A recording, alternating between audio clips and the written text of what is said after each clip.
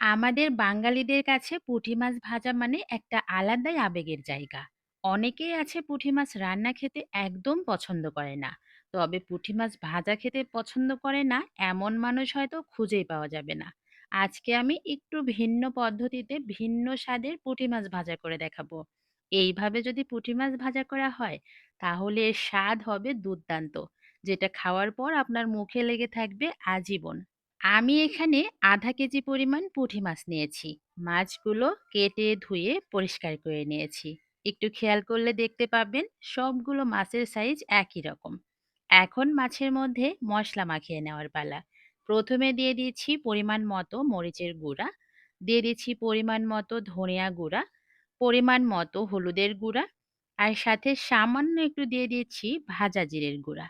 স্বাদ মতো লবণ দিয়ে দিচ্ছি, আর লাস্টে দিয়ে দিব অল্প একটু আদা আর রসুন বাটা। আমি কিন্তু সবগুলো মশলাই একটু বেশি বেশি করে ব্যবহার করেছি, কারণ মাছ ভাজাতে একটু বেশি মশলাদার হলে খেতে ভালো লাগে। মশলার সাথে মাছ ভালো করে মাখিয়ে নিয়েছি। রেস্টে রাখার কোনোই প্রয়োজন নেই, চলে যাব মাছগুলো ভেজে নেওয়ার জন্য। কড়াইয়ের মধ্যে পরিমাণ মতো সয়াবিন তেল দিয়ে দিচ্ছি। পুঁটি মাছ ভাজি করতে কিন্তু তেলের পরিমাণটা একটু বেশি ব্যবহার করতে হয়। পরিমাণ মতো তেল দিয়ে তেলটাকে ভালো করে গরম করে নিতে হবে। গরম তেলের মধ্যে এখন মাখিয়ে রাখা পুঁটি মাছগুলো ছেড়ে দিতে হবে। এখানে আপনাদের সাথে একটা টিপস শেয়ার করি, সেটা হচ্ছে যে কোনো মাছ ভাজি করার সময় চুলার হিটটা একদম মিডিয়াম টু হাই রাখবেন। লো হিটে যদি মাছ ভাজি করতে চান তাহলে কিন্তু মাছ থেকে পানি বের হওয়া শুরু হয়ে যাবে, আর তখন মাছগুলো মুচমুচে হবে না। তাই যে কোনো মাছ ভাজি করার সময় চুলার হিটটা অবশ্যই হাইয়ে রেখে তারপরে মাছ ভাজি করতে হবে। আমি চেষ্টা করেছি একদম প্রথম ব্যাচেই সবগুলো মাছ ভেজে নেওয়ার জন্য। আর চুলার হিটটা একদম হাইয়ে করে মাছগুলোকে আস্তে ধীরে উল্টিয়ে পাল্টিয়ে ভেজে নিতে হবে। আমার তেলটা একটু কম হয়েছিল, পরবর্তীতে আরও আমি কিছুটা তেল এখানে অ্যাড করে দিলাম। তেল দেওয়ার পরে আরও ২ মিনিটের মতো মাছগুলো ভেজে নিব।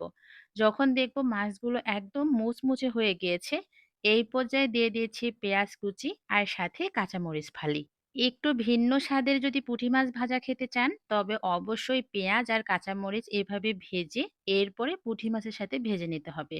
সত্যি কথা বলতে এই ২টা উপকরণ এই মাছ ভাজার সাথে অ্যাড করার পরে মাছ ভাজা খেতে এত বেশি মজার হয়েছে আর এত বেশি ফ্লেভারফুল হয়েছে যে যদি না খান তাহলে বুঝতেই পারবেন না।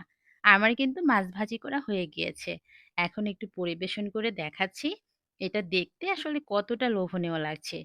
গরম, গরম ১ প্লেট ধোয়া ওঠা ভাত আর সাথে এরকম গরম, গরম পুঁটি মাছ ভাজা। আমার মনে হয় না যে আর কিছুই লাগবে।